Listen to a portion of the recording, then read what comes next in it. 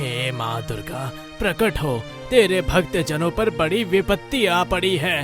हे मैया, अपने भक्तों के प्राण की रक्षा कर माँ। माँ बचाओ। दुर्गा माँ के पंडाल में त्राही त्राही मची हुई थी, क्योंकि पंडाल में भीषण आग जो लगी हुई थी और भयंकर लपटें उठ रही थी। भक्तों और श्रद्धालुओं की भीड़ अपनी अपनी जान बचाकर भाग रहे थे, तो वहीं कोई बूढ़ा व्यक्ति माँ दुर्गा की गुहार लगा रहा था, तो कोई दूध मोही बच्ची अपनी माँ की लाश को देखकर बिलक बिलक कर रोई जा रही थी। पंडाल में लगी आग को देखकर गरीब पंडित भोला अपनी माँ दुर्गा से दुहाई देता है। हे माँ दुर्गा, आपके भक्तों के प्राण संकट में हैं, आंखें खोलो माँ, आंखें खोलो। तभी गुस्से में तमतमाया रघु लाठी लेकर अपने तगड़े गुंडों के साथ आकर भोला पर लाठी बरसाने लगता है। इस पाखंडी को तब तक मारो जब तक इसकी हलक से जान ना निकल जाए। माँ, क्यों मार रहे हो भाई लोग? मैंने तुम्हारा क्या बिगाड़ा है? छोड़ दो मुझको। सब कुछ तेरी वजह से हो रहा है पाखंडी। हमने तुझको मना किया था कि माँ दुर्गा का पंडाल नहीं लगाना, मगर तूने भोले भाले गांव वालों को फुसलाकर माँ दुर्गा का पंडाल लगाया। देख तेरी वजह से क्या हो गया। परसों से इस गांव में पंडाल नहीं लगा था, तूने इस गांव का रिवाज तोड़ा है, इसलिए माँ दुर्गा इस गांव पर क्रोध बरसा रही है, क्रोध। आखिर माँ दुर्गा के पंडाल में आग लगने की सच्चाई क्या है, ये जानने के लिए हमें बीती कहानी से शुरुआत करनी होगी। ये कहानी है दूर बसे भवानीपुर गांव की, जहां भोला नाम का एक गरीब पंडित माँ दुर्गा के टूटे फूटे मंदिर के पास ही मड़ई डालकर रहा करता था। भोला का इस दुनिया में कोई परिवार नहीं था। वो दिन रात माँ दुर्गा के चरणों में ही पड़ा रहता और यूं ही दुहाई देता रहता था। हे माँ दुर्गा, आखिर कब आपके इस उजड़े पड़े मंदिर का आविष्कार होगा? काश कि मेरे पास इतना धन होता तो मैं आपका ये टूटा फूटा मंदिर बनवाता। नवरात्रि का पावन दिन आने वाला है मैया, लेकिन इस बार मैं इस मंदिर को उजाड़ नहीं रहने दूंगा। मैं पूरे गांव वासियों को मनाऊंगा ताकि मंदिर बन सके, और इस साल हम पूरे धूमधाम से माँ दुर्गा का पंडाल लगाकर नवरात्रि मनाएंगे। अगले दिन भोला अपनी भिक्षा मांगने के लिए पोटली लेकर गांव वासियों के द्वारे द्वारे जाता है। उसे जिससे जो भी अनाज मिलता वो उसी में से माँ दुर्गा को भोग लगाकर थोड़ा बहुत खाकर अपना गुजारा किया करता था। भोला एक द्वारे जाकर बोलता है, जय माँ दुर्गा की बहन, नवरात्रि व्रत आने वाला है। आप सब लोग तो देख ही रहे हैं कि माँ दुर्गा का भवन टूटा हुआ है, उसे बनवाने के लिए चंदा दे दीजिए। गरीब भोला की बात सुनकर वो औरत, जिसका नाम ललिता होता है, वो कहती है, देखो भोला, चंदा तो हमने ठाकुर साहब के घर से आए आदमियों को पहले ही दे दिया है, लेकिन तुम जात के पंडित हो, इसीलिए तुम्हें अपने द्वार से खाली हाथ नहीं भेजूंगी। ठहरो, मैं अनाज लेकर आती हूँ। ललिता भंडार घर में से थोड़ा सा आटा लाकर उसे दे देती है और भोला मुरझाए मन से कहता है, धन्यवाद बहन, दुर्गा माँ तुम्हारे घर को आबाद रखें। भोला उम्मीद लगाकर सबके दरवाजे पर जाता है, लेकिन मंदिर के निर्माण के लिए कोई भी चंदा नहीं देता, क्योंकि गांव का लालची ठाकुर हर साल नवरात्रि पर मंदिर बनवाने के नाम पर चंदा इकट्ठा करता था और उसे अपनी मौज में उड़ा देता था। रघु, इस साल गांव वालों ने मंदिर बनवाने के लिए कितना चंदा दिया है? ठाकुर साहब, इस साल तो पिछले साल से भी ज्यादा चंदा जमा हुआ है, पूरे 5 लाख रुपए। मैंने तो पहले ही पूरे गांव वालों को बोल दिया था, कोई भी 1100 से कम का लिफाफा ना दे। शाबाश मेरे शेर, ये ला तेरा हिस्सा और बाकी ये सारा धन मेरा। बस ऐसे ही गांव वाले चंदा देते रहें और मेरा भला करते रहें। एक तरफ जहां लालची ठाकुर गांव वालों से चंदे के नाम पर पैसे ठगता, तो वहीं पर भोला माँ दुर्गा के आगे बिलक बिलक कर रोता रहता। तभी एक दिन बहुत ही भयानक तूफान आता है, जिससे माँ दुर्गा के मंदिर की कमजोर कच्ची दीवार गिर जाती है और मूर्ति भीगने लगती है। हे भगवान, मेरी दुर्गा माँ की मूर्ति भीग रही है। अब तो मंदिर पूरी तरह से टूट गया है। भोला झोपड़े के अंदर से एक तिरपाल लेकर आता है और रात भर उसी में रहता है। इधर नवरात्रि का बाजार सजकर पूरी तरह तैयार हो जाता है। मैया की लाल लाल चुनरी, नारियल, फल फूल बिक रहे थे। वहीं ठाकुर की महंगी कोठी किसी दुल्हन की तरह सजी हुई थी। अब बस नवरात्रि को थोड़े ही दिन बचे हैं। अगर मंदिर का निर्माण पूरा करवाना है तो मुखिया जी को जोड़ देना होगा। भोला ठाकुर के घर आता है, जहां ठाकुर घी में डूबे 56 भोग खा रहा था। जय दुर्गा माँ की मुखिया जी। अरे भोला पंडित, आओ आओ, कैसे आना हुआ भाई?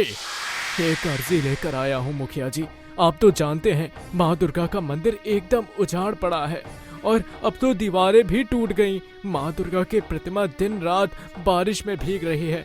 थोड़े दिनों में नवरात्रि भी शुरू होने वाली है। भला होता अगर आप मंदिर की थोड़ी मरम्मत करवा देते। पूरे गांव हर साल आपको चंदा देता है, लेकिन आप फिर भी मंदिर नहीं बनवाते।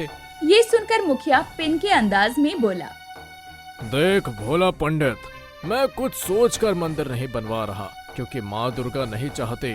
ठाकुर के कंजूस पने को समझता हुआ भोला उसका दिल टटोलने के लिए कहता है, कोई बात नहीं मुखिया जी, मंदिर ना सही तो इस साल नवरात्रि पर हम माँ दुर्गा के नाम पर पंडाल ही लगवा लेते हैं और उसी में 9 दिनों तक हम विधिवत पूजा करेंगे। इससे हमारे गांव पर आने वाले हर संकट भी टल जाएंगे।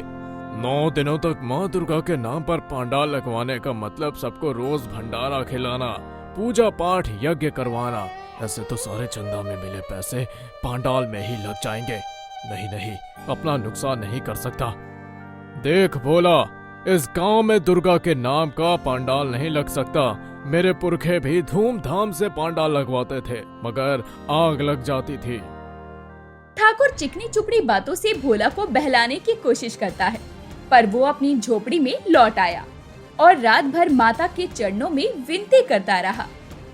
माँ दुर्गा, कल तुम्हारा नवरात्र के पहले दिन का पूजन पंडाल में ही होगा। मैया, ये तुम्हारे इस गरीब भक्त का वचन है। अगले दिन तड़के सुबह उठकर भोला दुखी मन से माँ दुर्गा का जाप कर रहा था। तभी कुछ लोग आकर माँ दुर्गा के पंडाल के लिए इच्छा जताते हैं और बहुत ही भव्य सा पंडाल लगता है। तो वहीं कुम्हार अपने हाथों से बनाई विशाल माँ दुर्गा की प्रतिमा लाकर मंदिर में स्थापित करता है और थोड़े ही लोग मिलकर पंडाल में माँ दुर्गा की पूजा करते हैं। तभी ठाकुर गांव वालों के साथ पहुंच जाता है।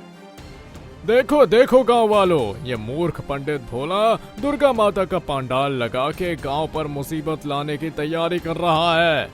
ठाकुर की भड़काऊ बातों में आकर ललिता लड़ते हुए बोली, अरे ओ मूर्ख भोला, ये तू क्यों हम गांव वालों पर मुसीबत डालना चाहता है? जब मुखिया जी ने तुझे मना किया था पंडाल लगाने को, तो क्यों लगाया? क्यों हम सबके परिवारों की जान खतरे में डालना चाहता है? तू हमारे गांव का श्राप है, श्राप। कैसी बातें कर रही हो ललिता बहन? माँ दुर्गा कभी अपने भक्तों का बुरा नहीं चाहती और मैं ये साबित कर सकता हूँ कि माँ दुर्गा के पंडाल से इस गांव को कोई खतरा नहीं। अच्छा, तू साबित करके दिखा पंडित। अगर सचमुच माँ दुर्गा के पंडाल से हमारे गांव को हानि नहीं होती तो जो माँ दुर्गा की प्रतिमा के गले में माला है वो तेरे गले में आ जाए। ठीक है, मुझे मंजूर है।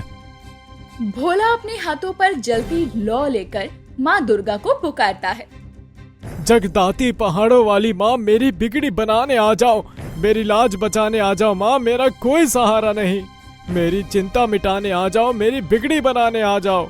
इतने में माला माँ दुर्गा के गले से भोला के गले में आ जाती है। पूरा गांव माँ दुर्गा की महिमा करता है। ये तो चमत्कार हो गया। मुखिया जी, हमारे गांव पर दुर्गा माँ की दया हुई है। भाइयों बहनों, आज से अगले 9 दिनों तक हम इसी पंडाल में पूजा करेंगे। पूरा गांव दुर्गा माँ के पंडाल में 9 दिन तक भोग लगाता है और घी की जोत जलाते हैं। अब माँ दुर्गा की विदाई का दिन आने वाला होता है।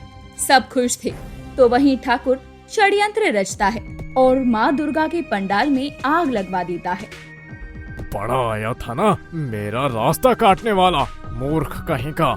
अब लोग अपनी जान गंवाएंगे और रघु इसी पल जाकर तू उसका काम तमाम कर दे।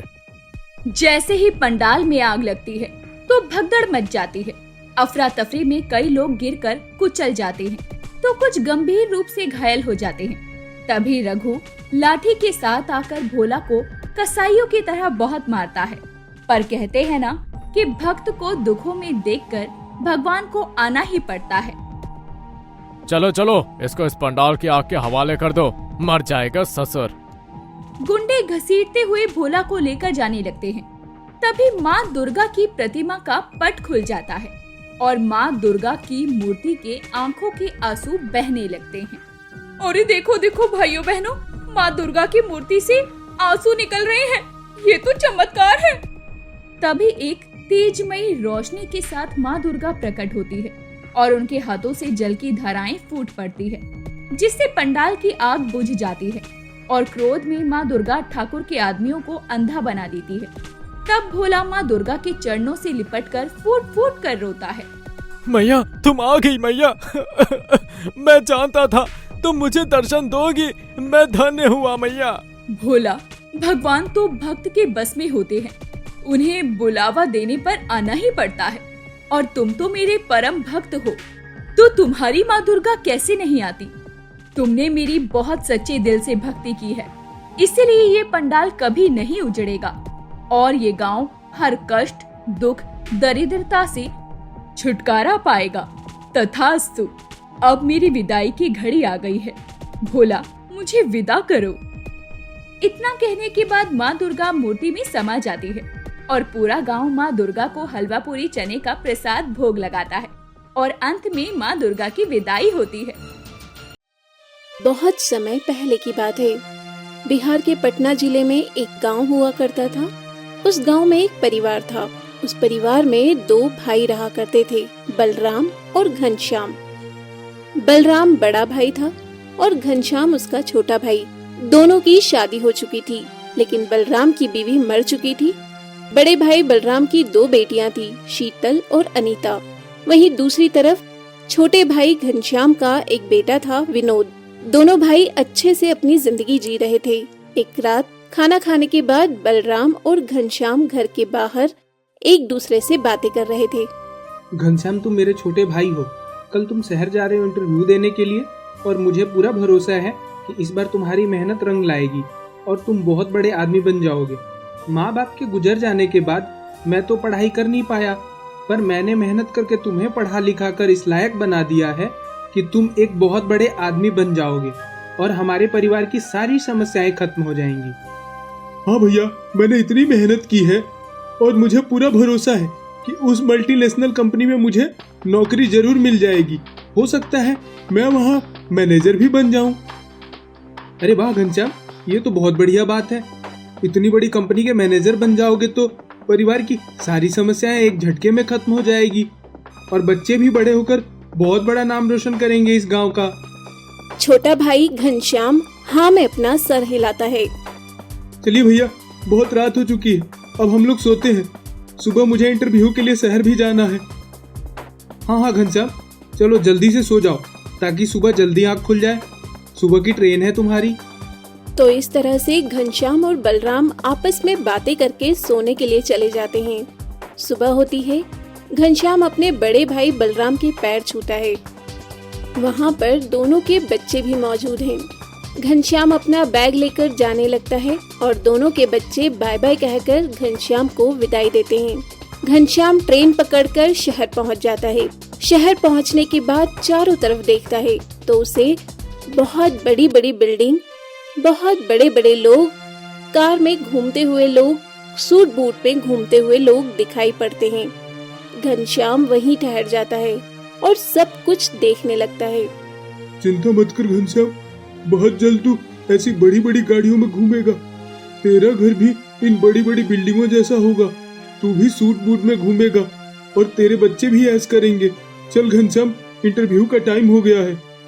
घनश्याम खुद से ही बातें करने के बाद सीधा उस मल्टीनेशनल कंपनी में पहुंच जाता है जहां पर आज उसका इंटरव्यू होने वाला था। वो कंपनी बहुत बड़ी थी, इसीलिए घनश्याम थोड़ा नर्वस था क्योंकि वो गांव का रहने वाला सीधा साधा इंसान था, पर पढ़ा लिखा होने के कारण उसने खुद को संभाला और इंटरव्यू दिया।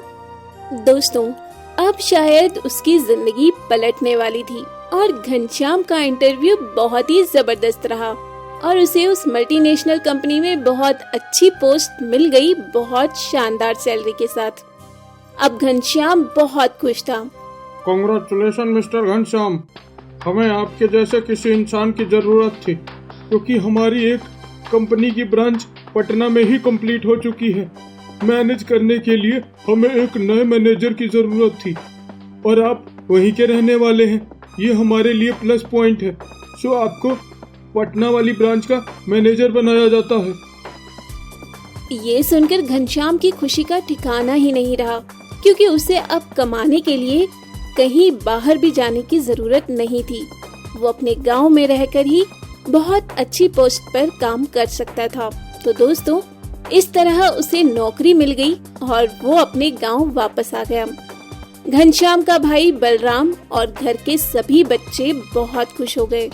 घनश्याम अब वहीं पर मैनेजर की पोस्ट पर काम करने लगा। जिंदगी बहुत अच्छी चलने लगी। अजी सुनते हैं, जब से आपकी नौकरी लगी है तब से आपका ही पैसा खर्च होता है।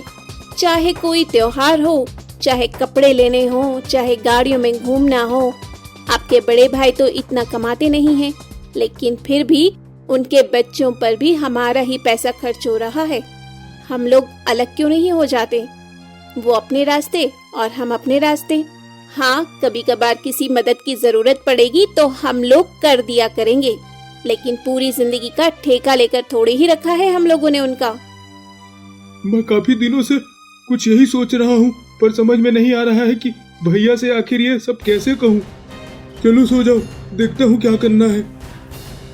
दोस्तों, उन दोनों पति पत्नियों की बातें घनश्याम का बड़ा भाई बलराम चुपके से सुन लेता है और अगले दिन सुबह बलराम बैल और हल लेकर खेतों की तरफ जाने वाला ही होता है कि तभी उसका छोटा भाई घनश्याम उसके पास आ जाता है, उसे पुकारते हुए। भैया भैया, मुझे पता है कि तुम मुझसे क्या कहने आए हो, परेशान मत हो। शाम तक वकील बाबू आएंगे, जैसा तुम चाहते हो वैसा हो जाएगा। इतना कहकर बलराम अपने बैल और हल लेकर खेतों की तरफ चला जाता है और घनश्याम अपनी कार में बैठकर ऑफिस चला जाता है। शाम को वकील साहब आते हैं। बलराम पढ़ा लिखा नहीं होता है, इसलिए वो अंगूठा लगाता है और बलराम सिग्नेचर कर देता है। दोनों लोगों में इस तरह से बंटवारा हो जाता है। इस बंटवारे से बलराम खुश नहीं है, वो दुखी है, पर अपने दुख को छुपाकर वो अपने बच्चों को लेकर अपने कमरे के अंदर चला जाता है। दिन ऐसे ही बीतते रहते हैं। घनश्याम और उसकी बीवी बच्चे सब बहुत खुश हैं, सब ऐश करते हैं। वहीं दूसरी तरफ बलराम की अभी भी हालत वही गरीबी वाली ही है। दिन भर मेहनत करता है खेतों में और शाम को मिट्टी के चूल्हे में खाना उसकी बड़ी बेटी बनाती है। तब तीनों लोग खाते हैं, क्योंकि बलराम की पत्नी बहुत पहले ही मर चुकी थी। एक रोज गेहूं की फसल कटने की कगार पर थी। बलराम अपने खेतों पर गेहूं की फसल काटने पहुंच चुका था। तभी वहां पर घनश्याम की बीवी आ जाती है और कहती है, ये क्या कर रहे हैं आप? मैं गेहूं काटने जा रहा हूं बहू, क्यों, क्या हो गया? इतने में वहां पर वकील साहब आ जाते हैं और उससे बोलते हैं कि बलराम बाबू, ये खेत अब आपका नहीं रहा। ये सुनकर बलराम की आंखें चौड़ी हो जाती है। उसे यकीन ही नहीं होता इस बात पर। उसे लगता है शायद वकील बाबू कोई मजाक कर रहे हैं। अरे क्या वकील बाबू, सुबह सुबह मैं ही मिला आपको मजाक करने के लिए? बलराम बाबू, मैं कोई मजाक नहीं कर रहा हूँ, यह तो आपको भी पता होना चाहिए था। ये देखिए कागज, आपके अंगूठे का निशान भी है इस पर। आपने ही तो अपनी सारी जमीन जायदाद घनश्याम के नाम पर कर दी है। ये देखिए, ये आपके ही अंगूठे का निशान है। बलराम ये सब देखकर कुछ नहीं बोलता और अपने आंसुओं को छुपाए हुए अपने घर की ओर लौट आता है। बलराम की दोनों छोटी बेटियां अपने पिता को उदास देखती हैं और वो उससे पूछती हैं, क्या हुआ पापा? बलराम बिना कुछ बोले अपनी दोनों बेटियों को गले से लगा लेता है और अपनी दोनों बेटियों से कहता है, शीतल, अनीता, चलो तुम दोनों तैयार हो जाओ और झोले में अपने सारे कपड़े रख लो, हम लोग यहाँ से चल रहे हैं। पापा, हम लोग कहाँ जा रहे हैं? बेटा हम लोग अब बहुत अच्छी ज़िंदगी जिएंगे, और उस अच्छी ज़िंदगी की शुरुआत करने के लिए हमें यहाँ से कहीं और जाना होगा। और वैसे भी बेटा शीतल अनीता, तुम दोनों बचपन से एक ही जगह रहकर बोर हो गई होगी, तो मैंने सोचा कि कहीं नई जगह तुम दोनों को ले चलते हैं और एक अच्छी ज़िंदगी की शुरुआत करते हैं। ठीक है पापा, मैं और शीतल दोनों तैयार हो जाते हैं और अपने कपड़े और अपना सामान झोले में भर लेते हैं। ठीक है पापा, आप भी तैयार हो जाओ। बहुत अच्छी मेरी दोनों बेटियां। ठीक है, मैं भी तैयार हो जाता हूँ।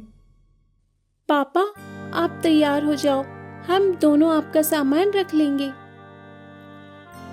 तो इस तरह से बलराम अपनी दोनों बेटियों को लेकर वो घर जिसके साथ वो अपने भाई घनश्याम के साथ रहा करता था, वो घर छोड़कर हमेशा के लिए चला जाता है और गांव से दूर कहीं तंबू बनाकर रहने लगता है।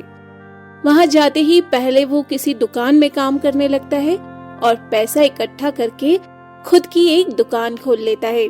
बलराम अपनी दुकान से जो भी कमाता था उससे अपनी बच्चियों की पढ़ाई शुरू कर देता है और अच्छा खाना खाने लगते हैं। एक दिन शीतल और अनीता आपस में बातें कर रही थी। अनीता, हमें पता है कि हम लोग गरीब हैं, इसलिए शायद पापा से सब कुछ छीन लिया गया है धोखे से। पापा बहुत सीधे हैं, इसलिए पापा ने वो घर छोड़ दिया और मेहनत करके हमें पढ़ा रहे हैं, लेकिन हम पापा को इस तरह से दुखी हालत में नहीं देख सकते। हाँ दीदी, अब हमें और मेहनत से पढ़ाई करनी होगी ताकि हम लोग बड़े होकर पुलिस ऑफिसर बन जाएं और अपने पापा का बदला ले सकें। हाँ अनीता, पापा ने यहाँ आने से पहले हमसे कहा था कि हम लोग नई जगह चलेंगे और एक नई जिंदगी की शुरुआत करेंगे और एक बहुत अच्छी जिंदगी जिएंगे। तो जितनी अच्छी जिंदगी पापा दे सकते थे उससे भी कहीं ज्यादा अच्छी जिंदगी उन्होंने दी है, लेकिन अब हमारा फर्ज बनता है कि हम लोग अपने पापा को इससे भी कई गुना अच्छी जिंदगी दे सकें। हाँ दीदी, आपने बिल्कुल सही कहा। तो दोस्तों, इस तरह से उन लोगों की जिंदगी कटने लगती है। बलराम धीरे धीरे पैसा इकट्ठा करके एक जगह ले लेता है, छोटी सी, और एक कमरे का छोटा सा घर बना लेता है। उसकी दोनों बेटियां अब धीरे धीरे बड़ी हो चुकी हैं। दोस्तों, शीतल और अनीता IPS ऑफिसर बनने की तैयारी कर रही होती हैं, लेकिन लगातार 2 साल तक वो दोनों ही एग्जाम क्लियर नहीं कर पाती हैं। पर दोस्तों, तीसरे साल उन दोनों बेटियों ने बहुत मेहनत की, दिन रात मेहनत की और फाइनली IPS में उन दोनों बहनों का सिलेक्शन हो गया। दोनों IPS ऑफिसर बन गई। धीरे धीरे उन दोनों बहनों ने अपने पिता के लिए बहुत अच्छा घर बना लिया और एक दिन बलराम का छोटा भाई घनश्याम वहां से गुजर रहा होता है तो उसने अचानक किसी बहुत बड़े बंगले में अपने बड़े भाई को देखा और उसकी दोनों भतीजियों को भी देखा। थोड़ी देर तक तो वो ये नज़ारा देख रहा था, उसे अपनी आंखों पर यकीन नहीं हो रहा था। खैर, वो वहां से चला गया। तो दोस्तों, इस तरह से बलराम की दोनों बेटियों ने अपनी मेहनत के दम पर बहुत खुशहाल जीवन जीने लगे। बलराम बहुत खुश था। एक दिन दोस्तों, बलराम की दोनों बेटियों ने अपने चाचा को सबक सिखाने के लिए किसी गलत केस में अपने चाचा यानी घनश्याम को फंसा दिया और उसे सलाखों के अंदर कर दिया। जेल के अंदर बलराम की दोनों बेटियां शीतल और अनीता अपने चाचा से बातें कर रही हैं। चाचा, आपको तो हम दोनों बहनों ने अपने पिता जैसा ही माना था। पापा तो आपको भाई नहीं बल्कि बेटा मानते थे। उन्होंने खुद पढ़ाई ना करके मेहनत करके आपको पढ़ाया और आपको इस काबिल बनाया। बदले में आपने तो ऐसा किया जैसा कोई दुश्मन के साथ भी ना करे। अरे, अगर आप अपनी बीवी के गुलाम हो तो कम से कम अपने हिस्से का ही लेते। पापा को सीधा समझकर सारी जायदाद धोखे से अपने नाम ही कर ली। अब जितने साल मेरे पापा तुम्हारी वजह से दुखी रहे हैं उतने साल अब तुम जेल में रहोगे, यानी पूरे 15 साल। मुझे माफ कर दो बच्चियों, मैंने बहुत बड़ी गलती कर दी। शीतल और अनीता घनश्याम की बात को नजरअंदाज करते हुए वहां से चली जाती हैं वहीं दूसरी तरफ घनश्याम का बेटा पैसों के घमंड में चूर होता है। सारा पैसा क्लब जाने नशेबाजी में उड़ा देता है। पूरा परिवार बर्बाद हो जाता है। अब वो लोग सड़क पर आ जाते हैं। तब घनश्याम की पत्नी और बेटा विनोद बलराम के घर आते हैं और उसके पैरों में गिर जाते हैं। मुझे माफ कर दीजिए जेठ जी, सब कुछ मेरी वजह से हुआ है। मैंने 2 भाइयों में फूट डाली। आज हम बर्बाद हो गए हैं। हमें आपसे कुछ नहीं चाहिए, बस उन्हें जेल से बाहर करवा दीजिए। हम कहीं भी भीख मांगकर गुजारा कर लेंगे। उन्हें अपनी गलती का एहसास हो गया था। ये देखकर बलराम ने अपनी दोनों बेटियों को समझाया। अब घनश्याम जेल से बाहर आ गया। उसने अपने भाई से माफी मांगी। अब एक बार फिर से पूरा परिवार खुशी से एक साथ रहने लगा। तो दोस्तों, हमें हमेशा अपने परिवार के साथ मिलकर प्यार से रहना चाहिए, चाहे वो सुख की घड़ी हो या दुख की। ये प्यारी सी कहानी कैसी लगी हमें कमेंट करें और वीडियो को लाइक शेयर जरूर करें प्लीज।